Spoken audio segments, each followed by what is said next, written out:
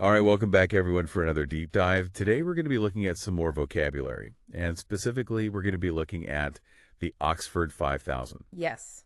For those of you who may not be familiar with it, the Oxford 5000 is basically a list of 5,000 words that are really essential for learning English. So we're going to be going through the Oxford 5000 and talking about the meanings of the words and giving you some examples.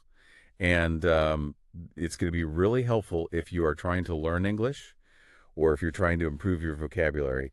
And you know what? Absolutely. And even if you're not necessarily studying English formally, I think everyone can benefit from expanding their vocabulary. I mean, it allows you to just express yourself better, communicate more effectively. And I think that's valuable for everyone, really. Absolutely. Okay, so the first word that we're going to be looking at today is interactive. Okay. So here are a few examples.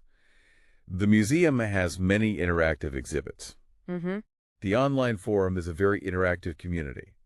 And children learn best through interactive play. Yeah, so interactive really kind of just emphasizes that two-way flow. Right. It's all about being actively involved, engaging and responding to something. So, like you said with the interactive exhibit, it's not just looking at something passively. Right. Actually being able to, touch it or manipulate it in some way, or with an online forum, actually contributing to the discussion, not just reading. Exactly. Yeah, it's not passive. It's active. Exactly. Okay, great.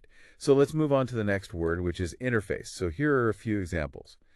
The user interface of the website is very easy to use. Okay. The car's interface allows you to control the radio and the navigation system.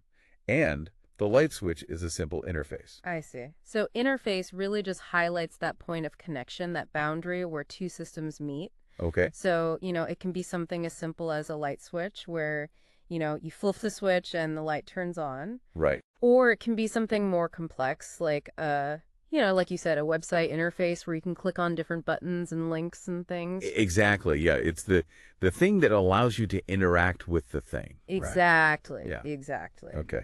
Great. So our next word is interfere. Okay. So here are a few examples. Please don't interfere in my personal life. Mm-hmm. The loud music interfered with my ability to concentrate. And the government should not interfere in the free market.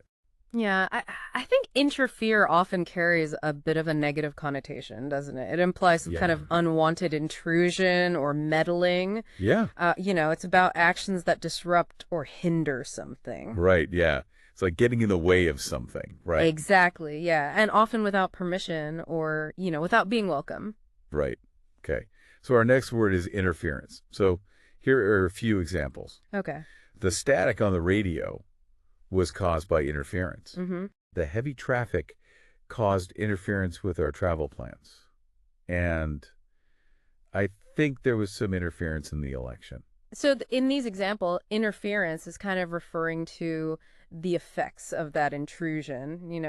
It's that disruption or obstacle that's caused by something else interfering. Okay. So it's the outcome of the interfering. Yeah. Okay. Got it. So let's move on to interim. Right. So here are a few examples. She's working as an interim manager until they find a permanent replacement. Okay. The interim government will be in place until the next election. And we're using this as an interim solution until we can find a better one. So it seems like interim really just emphasizes that temporary nature of something. Right. It's filling a gap or, a holding space until something more permanent is established. Yeah. It's kind of like a bridge, right? Yeah, exactly. It's just temporary. Yeah. Okay, great. So our next word is interior. So here are a few examples. Okay. The interior of the house is very spacious. Mm-hmm. The interior design of the restaurant is very modern.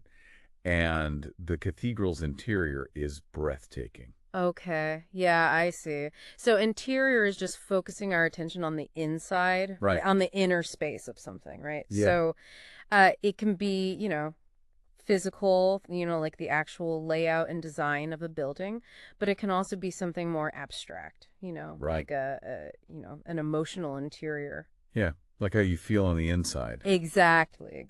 Okay. Great. So let's move on to intermediate. Okay. So here are a few examples. She's taking an intermediate English course. He's an intermediate skier. And this is an intermediate recipe. Okay, so intermediate kind of highlights that middle ground, right? Yeah. It's that stage between beginner and expert. So you've got, a good grasp of the fundamentals. Right. You're not quite at an advanced level yet. Yeah, it's like that. If you're learning a language, you're past the beginner stage. Right. But you're not fluent yet. Exactly. Yeah, exactly. Yeah. Okay, great. So our next word is interpretation. All right. So here are a few examples. There are many different interpretations of the poem. The tour guide gave us his interpretation of the historical events. And her interpretation as a song was very moving. Yeah, so interpretation really is all about how we make sense of things. Right. How we assign meaning and understanding to, well, anything, really. Right. And of course, it's subjective, right? Yeah. Our interpretations are going to be influenced by our experiences, our beliefs, our knowledge, and that's what makes things like art and literature and history so interesting, because there's always room for these different perspectives. Yeah, exactly. Like two people could look at the same painting and have two completely different interpretations. Exactly. Yeah, okay, great. So let's move on to intervals. So here are a few examples. There will be a 15-minute interval during the concert. Okay.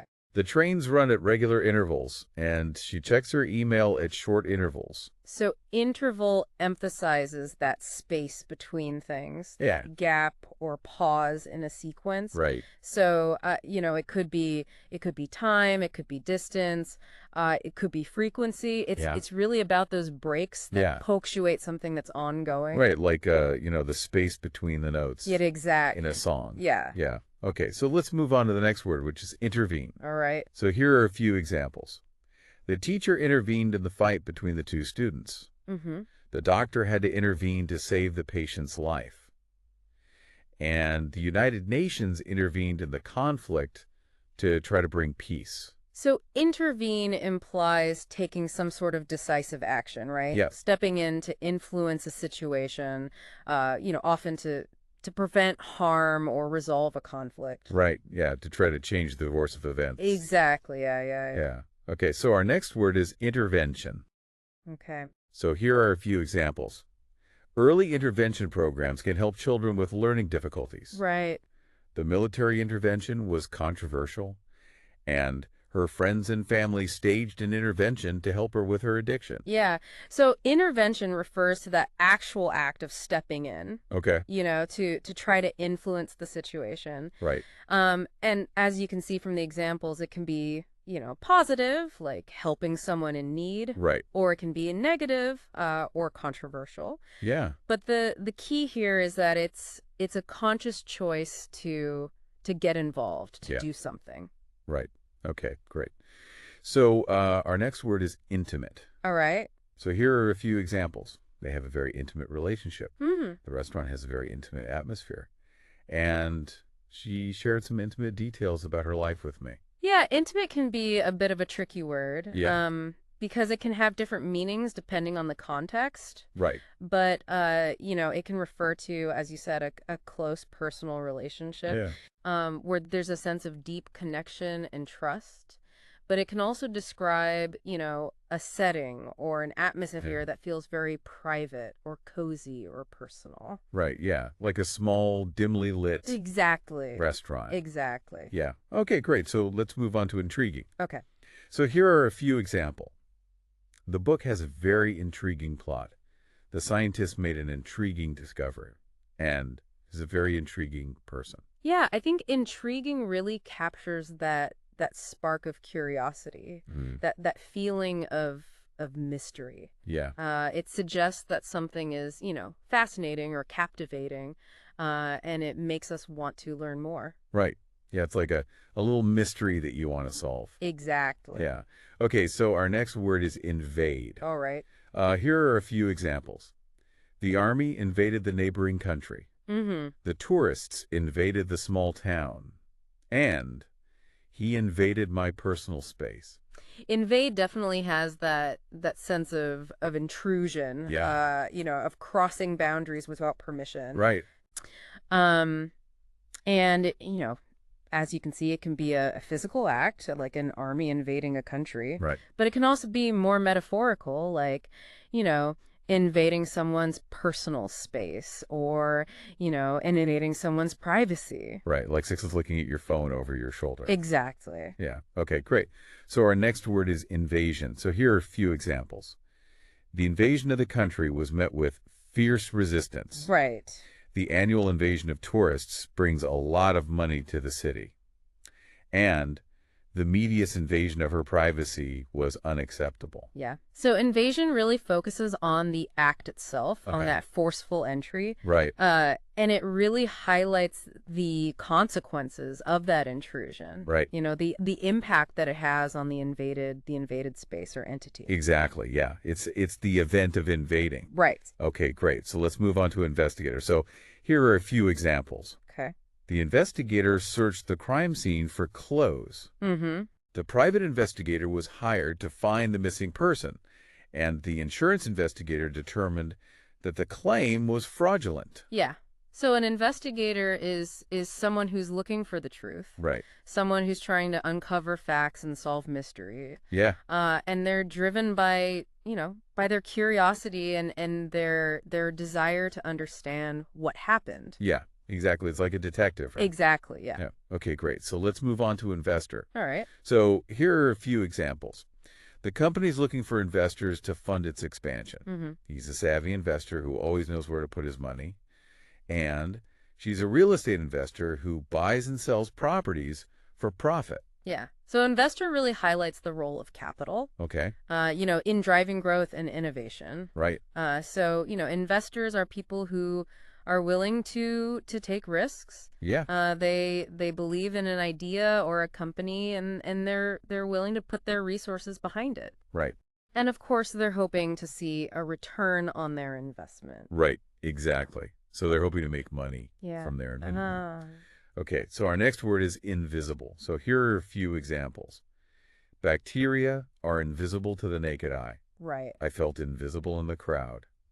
And her hard work went invisible. Yeah. So invisible points to what we can't perceive directly, what's hidden from view. Right. So as you said, it could be a matter of scale, like, with bacteria. Right. Or it could be more metaphorical, like feeling invisible in a crowd. Yeah. Yeah. It's like air. It's there, but you can't see it. Exactly. Yeah. Okay. So our next word is invoke. All right. So here are a few examples. The lawyer invoked a legal precedent to support his argument. The priest invoked God in his prayer. And the artist invoked feelings of sadness in her painting. Okay, so invoke is really about calling upon something, for support or for inspiration. Okay. Or for authority. So as you can see from the examples, it can be, something like our law or a principle or even, a higher power. Yeah. But it's about, using something external to bolster an argument or a plea. Okay. Yeah. So it's like you're asking for help for something else. Exactly. Okay. So our next word is involvement. So here are a few examples. He had minimal involvement in the project. Mm-hmm. The community's involvement is crucial to the success of the program. And he denied any involvement in the crime. Yeah, so involvement really just speaks to the degree of participation. Okay. How much someone is engaged or connected to something. Right. And as you can see, it can range from, something very minimal to something very, very deep. Right. Yeah, it's like a spectrum. Exactly. Yeah. Okay. So our next word is ironic. All right. So here are a few examples. It's ironic that the fire station burned down. Mm-hmm. It's ironic that he won the lottery since he never buys tickets. And life is full of irony. Yeah, I love irony. It really highlights those incongruities, those moments where what happens contradicts what we would expect or what seems fitting. Right. It's like a twist. Exactly. Yeah. And it often, there's a sense of amusement to it. You can't help but chuckle at the absurdity of it all. It's like the opposite of what you expect. Exactly. Yeah. Okay, great. So let's move on to ironically. Okay. So here are a few examples. Ironically, the rain started just as we finished setting up the picnic. Right. Ironically, he became famous for the song he hated the most. And ironically, she got the job because she was overqualified. Yeah. So ironically is really just a way of drawing attention to that irony, right? To that unexpected turn of events. It's almost like, saying to the listener, did you get that? Did you see how ironic that was? Yeah. Can you believe that? Exactly. Yeah. Okay, so our next word is irony. So here are a few examples. She understood the irony of the situation. Mm-hmm. His remark was full of irony.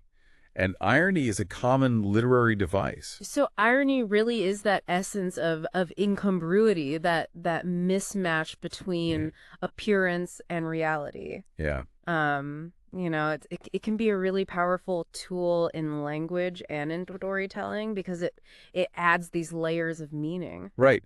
Yeah, it's not just what you say, it's how you say it. Exactly. Yeah. Okay, so our next word is irrelevant. So here are a few examples. Right. His comments were irrelevant to the discussion. Mm-hmm. The information in the article is irrelevant to my research, and don't get bogged down in irrelevant details. Yeah, so irrelevant basically just means something is not important to what's being discussed or what's being considered. Right. It's not essential. It's extra. It doesn't matter. Exactly. Yeah. Okay, great. So let's move on to isolate. So here are a few examples. Okay. The patient was isolated to prevent the spread of infection. Right. She felt isolated after moving to a new city. And the scientist isolated the variable in the experiment. Yeah. So isolate emphasizes separation. Right. The act of setting something or someone apart. Okay. So as you said, it can be for practical reasons, like with, preventing the spread of disease, or it can be something more, social or emotional, like feeling isolated. Okay. So it could be physical or it could be mental. Exactly. Yeah. Okay. So our next word is isolated. All right. So here are a few examples. The village is very isolated. He felt isolated at his new school, and this was an isolated incident. So isolated describes that state of being separated. Okay. Whether it's physical or emotional. Right. It could be a location, a feeling, or even just a single event. Okay. So it's the adjective form of isolate. Exactly. Okay. So our next word is isolation. So here are a few examples.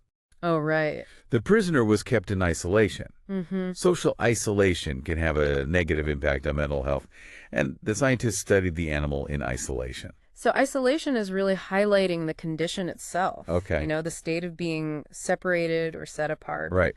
And it, as you can see from the examples, it can have pretty negative connotations. Right. I mean, we need connection. We need interaction. Okay. So it's the feeling of being isolated. Exactly. Yeah. Okay, great. So our next word is jail. So here are a few examples. He was sent to jail for robbery. Right. The protesters were put in jail, and he spent years in jail before being released. Yeah. So jail is obviously a place of confinement. Right. It represents punishment, the loss of freedom. Okay. So it's obviously a very serious and negative place to be. Yeah, exactly. Okay, so our next word is jet. Okay. So here are a few examples. We flew across the ocean on a jet. Mm-hmm. She owns a private jet. And the water shot up from the fountain in a jet. So jet kind of evokes that feeling of speed and power, right? And precision. Yeah. We think of those sleek aircraft that travel at such high speeds, or it could be, just that focused force of, liquid or gas. Like a jet of water. Exactly. Yeah. Okay, so our last word for today is joint. Oh, right. So here are a few examples. My knee joint is very stiff. Right. They have a joint bank account. And let's go to the joint down the street for a drink. So joint really highlights that idea of connection, the point where things come together. Right. It could be something physical, like you said, a joint in the body. Yeah. Or it could be more, abstract, like a shared venture, Right. or a common space. Yeah. It's really just about that sense of unity. Yeah. Okay. Great. Well, I think that's all the time we have for today. That was a lot of words. I hope our listeners got something out of that. Yeah. And remember, if you're trying to learn English or if you're just trying to improve your vocabulary, the Oxford 5000 is a great resource. It is. It's really interesting to think about how just expanding your vocabulary can actually change the way you think, Oh, yeah. or how you interact with the world. So I encourage all of our listeners to keep learning, to keep exploring new words. Yeah, that's great advice. And, just keep practicing your English, and we'll catch you next time. See you later. Bye.